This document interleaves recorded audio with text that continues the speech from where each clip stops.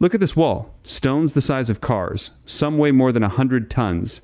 And they fit together so tightly you can't slide a sheet of paper between them. No mortar, no cement, nothing. Just rock pressed against rock. For 500 years, people have stared at these walls in Peru and asked the same question. How? How did anyone cut these stones? How did they move them? How did they lift them? And now, for the first time, a team fed these walls into artificial intelligence. They mapped every joint, every angle, every impossible curve, and what the AI found is hard to ignore. Because the numbers don't match the story we've been told. Not even close. Stay with me. Because by the end of this, you're going to look at these stones differently. I promise you that. Let me take you up into the mountains. High above the old city of Cusco, there's a place called Sacsayhuamán. Say it slowly. Sacsayhuamán. It sits at around 12,000 feet. The air is thin up there. You get winded just walking. And yet, somehow, someone built 3 giant terraced walls that zigzag across the hillside for nearly 400 meters. The biggest stones in those walls, they stand taller than a person. Some are estimated at over 120 tons, to put that in plain terms. That's heavier than a fully loaded 18-wheeler, heavier than a blue whale. And they didn't just drop it in place, they shaped it. They carved each block so that every face matched the block beside it. The corners aren't square. They're not simple cubes. They have strange angles, knobs, notches, rounded edges that lock into the next stone like puzzle pieces. Now here's where the frustration starts. The standard story says the Inca built this, and the Inca were brilliant. Nobody's arguing that. But the standard story also says they did it with stone hammers, round river rocks held in the hand, pounding away. No iron tools, no steel, no wheels for heavy transport, no draft animals strong enough to pull these loads. Think about that for a second. You're standing at 12,000 feet. You have a granite boulder the weight of 100 cars, and your toolkit is a harder rock. People have tried to recreate this. They really have. They've taken stone hammers and tried to shape granite blocks. And you can do it slowly, painfully. You can grind a flat face over many, many hours. But these walls aren't flat faces. They're complex three-dimensional shapes that interlock on multiple sides. And there are thousands of them. No two the same. That's the part that's bothered engineers for generations. Because in the real world, when you build something big, you standardize. You make identical bricks. Same size, same shape. It's faster, it's cheaper, it's smarter. But whoever built these walls did the opposite.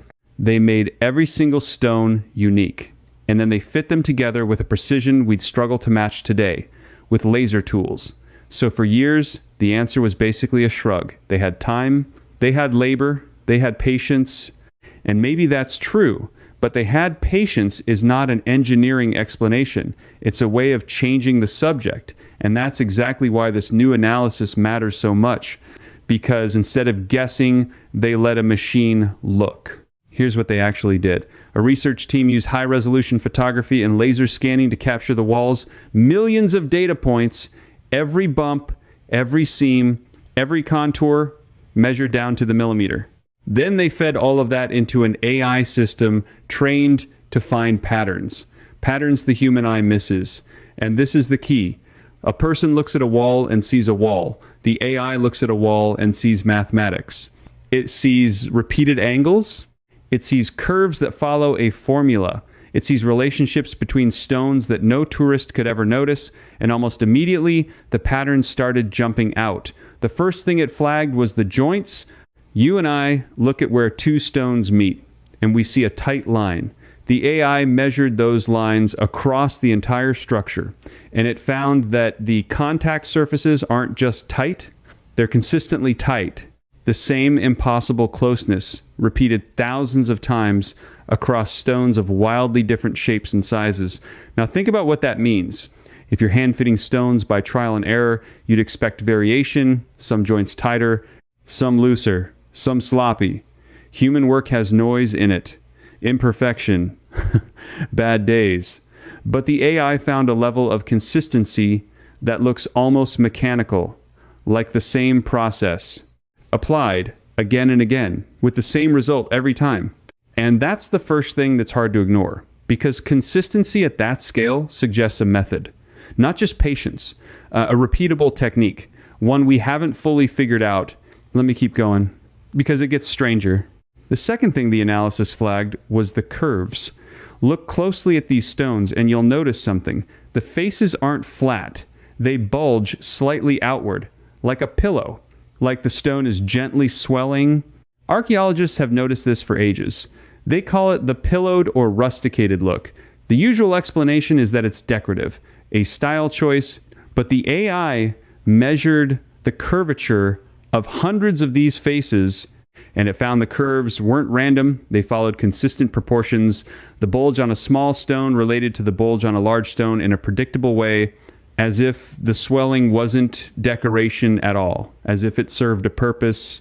Some engineers now wonder if the curvature helped the stones interlock under pressure, a wall that, instead of cracking apart in an earthquake, actually settles tighter. And here's the thing about Cusco. It sits in one of the most earthquake-prone regions on Earth. Over the centuries, massive quakes have hit that valley. They've toppled churches, cracked foundations, brought down colonial buildings made by Spanish engineers, and those ancient walls, still standing, barely a stone out of place. The Spanish actually built on top of the old foundations, and when the earth shook, the new walls fell, the old ones held. Let that sink in. Whoever made these walls built something more earthquake-resistant than what came centuries later, and the AI is now suggesting that resistance might be designed, built into the very shape of every stone. Not luck. Engineering, that's the second thing that's hard to ignore. Now let's talk about the corners, because this is where it really got my attention. In a normal wall, stones meet at simple angles. A brick is a rectangle. It stacks, corner to corner. But these stones have multiple faces meeting at odd angles. You'll see a single block with 6 sides, 8 sides, 10 sides, 12 sides. There's one famous stone in Cusco with 12 distinct angles, each one perfectly matched to its neighbor. People line up to photograph it, and for a long time, everyone assumed those angles were just however they came out. Cut a stone, see what shape you get, fit it in. But when the AI analyzed the angles across many stones, it found something uncomfortable. The angles repeat. Certain shapes show up again and again, as if the builders weren't improvising, as if they were working from a set of rules, a system, almost like a language of shapes. And if that's true, it changes everything. Because a system means planning, planning means knowledge, and knowledge means these weren't just strong workers with stone hammers. These were engineers with a deep understanding of geometry, force, and material. Stay with me, because we're not done. The next finding is about the surface of the stones themselves. When the team scanned the faces up close, the AI looked at the texture, the tiny tool marks, the micro patterns left behind by whatever shaped the rock. And here's what's interesting. If you pound granite with a stone hammer, you leave a specific kind of mark, a pitted, crushed, chipped surface. Little fractures everywhere. That's what percussion does. It shatters tiny pieces away. But on some of these surfaces, the AI flagged areas that don't look pitted, they look smoothed, almost flowing, as if the stone was abraded, ground down evenly, or worked in a way that left long, consistent striations rather than random chips. Now, I want to be careful here. This doesn't prove some lost super technology. Grinding with sand and water can smooth stone over time, but the consistency is what raised the flag again. The same finishing pattern repeated across stones in different parts of the structure, like a standardized final step, a finishing process applied to thousands of blocks the same way. That's not the signature of random handwork. That's the signature of a workshop. A method, a trained crew following the same procedure. And again, the machine saw it before any human pointed it out. It just emerged from the data. Let me pause here and be honest with you about something. Whenever you talk about ancient stonework and the word AI comes up, people expect aliens. I'm not going there. There's no spaceship in this story. What's actually more interesting is the human story, because everything the AI is finding points back to people, incredibly skilled people, people who understood things about stone and force and geometry that we are only now rediscovering with computers. The mystery isn't who else could have done this. The mystery is, how did human beings do this, and how did we forget? And that question is the one that should keep you up at night, because we did forget. The knowledge of how to build like this is gone. Nobody alive today can fully explain it, step by step, start to finish. We can describe what we see. We can guess at the methods. But the actual working knowledge, the hands-on technique passed from master to apprentice, it vanished. And the AI is essentially trying to reverse engineer a lost mind, reading the fingerprints left in stone, trying to reconstruct the thinking of people who died 5 centuries ago, or maybe longer. Because here's another twist. Some researchers argue that the very largest, most precise stones at Sacsayhuamán might predate the Inca entirely. The idea goes like this. There seem to be different styles of building in the same site. The truly massive, perfectly fitted megaliths at the base, and then smaller, rougher work on top. What if the bottom was built by an earlier culture, and the Inca, who were undeniably master builders themselves, came later and built upon what they found? The way the Spanish later built on the Inca? It's controversial. Mainstream archaeology pushes back hard on it, but the AI analysis adds fuel to the conversation. Because when it compared the precision of the lower megaliths to the upper stones, it found a gap, a difference in quality, in technique, in consistency, as if 2 different levels of skill were at work. Maybe 2 different teams, or maybe 2 different eras entirely, and nobody can say for sure, which is exactly why this is so fascinating.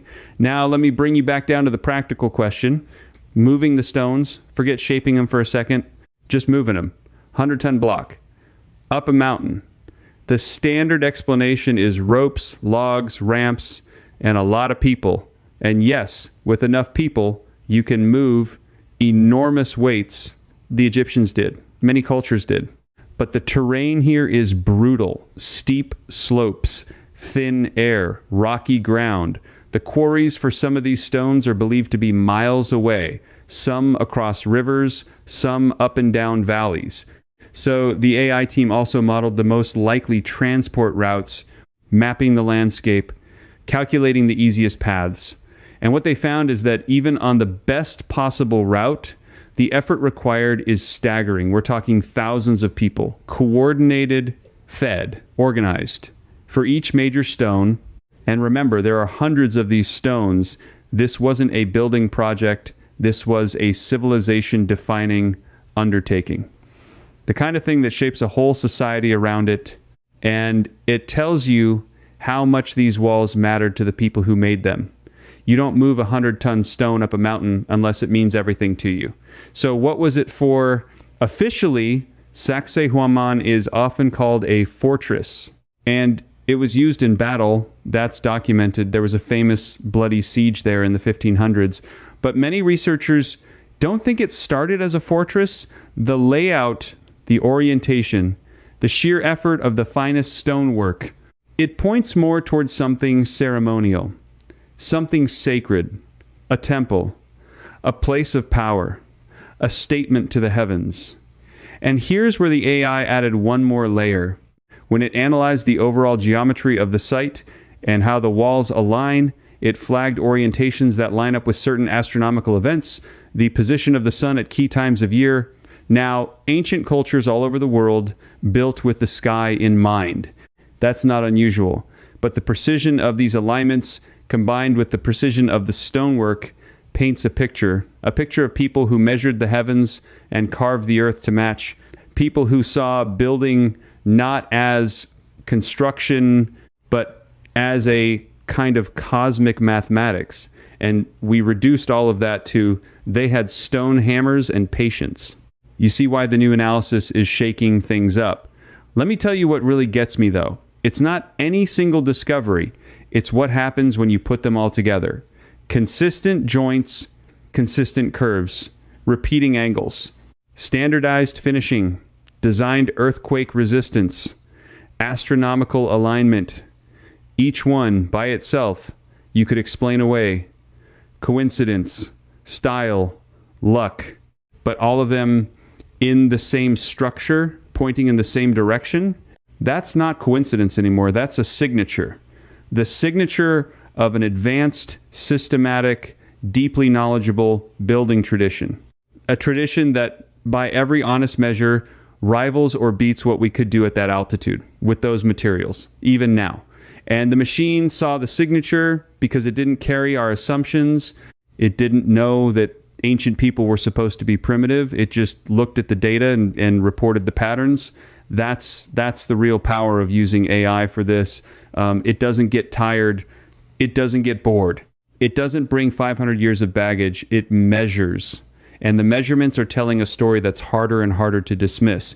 Now, I want to be fair to the skeptics, genuinely, because good thinking means hearing the other side. The mainstream view is that human ingenuity, time, and massive coordinated labor explain all of this, and they make strong points. People are capable of astonishing things when motivated. The pyramids, the cathedrals, the Great Wall. We consistently underestimate what determined humans can accomplish without modern tools, so maybe the answer really is that the Inca, or whoever came before them, were simply that good. That they spent generations perfecting a craft we never bothered to preserve. Honestly, that explanation is incredible in its own right. It means human beings reached a peak of stoneworking skill that we then completely lost. Either way, the story is humbling. Either there was a level of technique we can't reproduce, or there was a level of dedication we can barely imagine. Both are remarkable, both deserve respect, and both got buried under that lazy little phrase, stone hammers and patience. Here's what I think the AI analysis is really doing. It's giving these ancient builders their credit back. For too long, we looked at these walls and let our assumptions shrink them. We saw something we couldn't explain, and instead of sitting with the mystery, we filled it in with the simplest answer. But the data won't let us do that anymore. The data is saying, look closer, respect this more. You're missing something. And that, to me, is the whole point. Not to claim aliens. Not to rewrite history overnight, but to admit, honestly, that we don't have it all figured out. That standing in front of those stones, the right response isn't a confident shrug. It's wonder. Real, humble wonder. Let me give you one more detail that stuck with me. Researchers studying the joints noticed that in many places, the stones aren't just fitted on the visible face, they interlock in 3 dimensions. The hidden parts of the stones, the parts buried in the wall, are shaped to grip each other. You can't see it from outside. You'd only know it's there if a stone shifted, or if you could look inside. So whoever built this wasn't just making it look good, they were engineering the inside where no one would ever admire it. They cared about the structure, not the show. And that, more than anything, tells you these were serious engineers. Because amateurs make the front look nice, professionals make the part you can't see, do the real work. When the AI modeled how those hidden interlocks behave under stress, it found they distribute force beautifully. Push on the wall, and the load spreads. Shake it, and the stones settle into each other instead of falling apart. It's the kind of design you'd expect from a team with deep, tested knowledge. Knowledge built over a very long time. And here we are, centuries later, using our most advanced tools, just to begin to understand what they already knew. There's a kind of poetry in that, isn't there? The most modern technology we have, bowing its head to the oldest stones in the valley. Let me leave you with this thought. We like to believe history is a straight line, that every generation knows more than the last, that we're always climbing upward. But these walls suggest something messier. They suggest that knowledge can rise and then fall and then be lost completely. That a civilization can reach a peak and then have that peak forgotten so thoroughly that 500 years later, we need machines just to ask the right questions. And if that happened once, If a body of knowledge that profound could simply vanish from human memory, then what else have we lost? What other peaks are buried under our assumptions? What other walls are we walking past, calling them simple because we've decided the past was simple? The AI didn't just reanalyze a wall in Peru, it reanalyzed our confidence. It held up a mirror and reminded us how much we still don't know and how much we may have forgotten. So the next time you see a photo of these stones, the car-sized blocks, the 12-angled stone, the walls that have outlasted earthquakes and empires, don't just see a fortress, see a message. A message carved in granite by people who understood something we're still struggling to grasp. A message that says, we were here, we were brilliant, and we did this on purpose. The AI is finally helping us read that message. And honestly, we're only at the very first line. There are thousands of these stones still waiting to be scanned. Whole sites across Peru that nobody has analyzed this way yet. Places like Ollantaytambo, Machu Picchu, Cusco's hidden foundations under the modern streets. Every one of them holding patterns we haven't measured, answers we haven't found. And as the technology gets better, those answers will keep coming. Faster, clearer, harder to ignore. We are at the start of something here. A moment where old stones and new minds finally meet. And I, for one, can't wait to see what they tell us next. Because if these first findings are any sign, the story we thought we knew. The neat little tale of stone hammers and patience is about to get a lot bigger and a lot more human. If this made you look at those walls a little differently, if it sparked even a flicker of that real, honest wonder, then do me one small favor. Take that feeling with you. Stay curious about the things we think we've already explained. Question the easy answers and keep looking closer, because the most important discoveries, the ones that change everything, usually start with someone refusing to accept a shrug. The stones have been patient for 500 years. They've been waiting for us to ask better questions, and now finally we're starting to. So keep watching, keep wondering, and the next time someone tells you the past was simple, picture that wall. Those impossible stones, fitted tighter than paper, standing through every earthquake, holding their secret, and smile, because you know better now. You know there's more to the story. And the machines are just getting started. There's something else worth sitting with for a moment. Think about how this analysis even became possible. A few years ago, we couldn't do this. We didn't have the scanning tools. We didn't have the processing power. We didn't have machines that could spot a pattern hidden across thousands of stones, so the walls just sat there, silent, holding their answers. We walked past them, photographed them, wrote the same old captions, and the whole time the data was right there in front of us, we just couldn't read it yet. That's the part that humbles me the most. The evidence didn't change, the stones didn't move. What changed was us, our ability to see. And it makes you wonder, what else is sitting in plain sight right now? What other ancient sites are quietly waiting for the right tool to come along? Waiting for a machine that can finally translate what they've been saying all along. Because these walls were never silent. We were just deaf to their language. And now, slowly, we're learning to listen. Picture the team watching those first results come back. The screen lighting up with patterns, angles repeating, curves matching, joints aligning in ways no one expected. I imagine there was a long pause in that room, the kind of silence that happens when you realize you're looking at something bigger than you planned for. Because they didn't set out to rewrite history. They set out to measure a wall. And the wall measured back. It told them, you've been underestimating us for 500 years. That's the discovery that's truly hard to ignore.